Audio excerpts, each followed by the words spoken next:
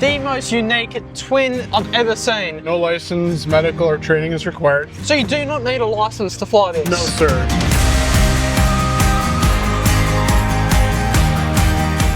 Hey guys, Pete Snappy here. I'm here with Dom from Homebuilt Aircraft, and he's probably got the most unique twin I've ever seen. This is the 103 multi-cruiser, so we call it the Homebuilt multi-cruiser. We call it the multi-cruiser because it's based on the original Ultra Cruiser. No license, medical, or training is required. So you do not need a license to fly this? No, sir. No, it's highly recommended. So this is a brand new airplane this year. I performed the very first test flight about a week ago. I put it in a trailer and brought it to the show. We're going to be offering kits for sale the first of the year and plans as well. So this is a kit aircraft? It is, yeah. How long does it take to put together? Our normal Ultra Cruiser kit takes about 200 to 300 hours to build. When you get the kit in the mail, all the holes are already cut, all the parts are formed. Anything that's welded is already welded. Like a big puzzle set. It is. It's like a big erector set, yeah. Obviously this has got two engines, so... It does. What is the engine? What model is it? This is a Simanini, it's a Mini 4.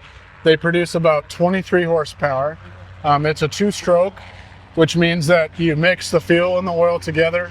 Now this is pre-mixed. The fuel is stored in this tank, and it's gravity fed down to the carburetor. One side has been modified so the propellers counter-rotate. The descending blade on each engine is on the inside, so there's no critical engine. And then, so can it obviously fly on one engine? We're still in the testing phase with single engine characteristics in flight. It's proved to be very controllable on the ground. You can maintain at or above rotation speed on one engine. I would not recommend rotating with one engine and continuing to fly, but the benefit with multi-engines, of course, is that you have two motors instead of one, two engines instead of one, so you can pick a different landing site if anything were to happen. We're not going to publicly recommend that anybody tries to fly with one engine, but it's just another alternative for you. All right, so it's got two separate fuel tanks. How much fuel's in each fuel tank and how much does each motor use? Sure, so there's about 2.5 gallons in each tank.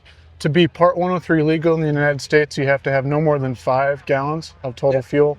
So 2.5 on each side meets that requirement. We anticipate that the fuel burn in flight is going to be less than 1 gallon an hour on each side. So anywhere between 1 to 1.5 gallons for the entire shebang here. This is insanely cheap, obviously, to run then. Yes, yeah. And does this count to your twin engine hours? The way that it's been designed, it does not, because it meets Part 103 ultralight requirements. There's no license required to fly it. So if you have your license and you want to log multi-engine time, with the new Mosaic change in the United States, you could get it inspected if you constructed it yourself by a DAR with the FAA and get an airworthiness certificate as a multi-engine light sport. I guarantee it is the cheapest, lightest, and smallest multi-engine around. Yeah, it really caught my eye when we were walking by. So what speed do you get with twins? Again, this is initially designed as a Part 103 airplane, so we're limited to under 64 miles an hour. I know it will do more than that. I don't have a top speed figure for you. The never exceed speed of the airframe initially is 90. Through our testing closer to the end of the program, I'm going to be doing some envelope expansion, testing for flutter and stuff like that to see if we can't get that number up a little bit. When you test flew it, how was it? How was the handling of it? Well, the first thing I'll say is it was really fun. Super exciting. The amount of static thrust that you get is about double what the Ultra Cruiser has, which is the same airframe and the same wing. This even has about another foot of wing on each side. So I was off the ground and climbing at about 600 to 800 feet a minute in about 500 feet. There are no cables on this airplane. It's all push rods and tubes. So there's no control slop at all. It's really docile. And safety in aviation is one of the key factors. Obviously being a twin, it's already got that redundancy. How safe really is this aircraft? I'd say it's very safe. We're talking about an airplane that stalls at 23 miles an hour. So if you had to land off airport for any reason, you're doing that kind of at like a speed that you'd drive through a parking lot, maybe really fast through a parking lot, but still very similar to that. And I also know some other ultralights, they also have parachutes. Does your ultralight have a parachute? Yeah, the multi-cruisers are equipped with an airframe parachute. It's viewable in the back here.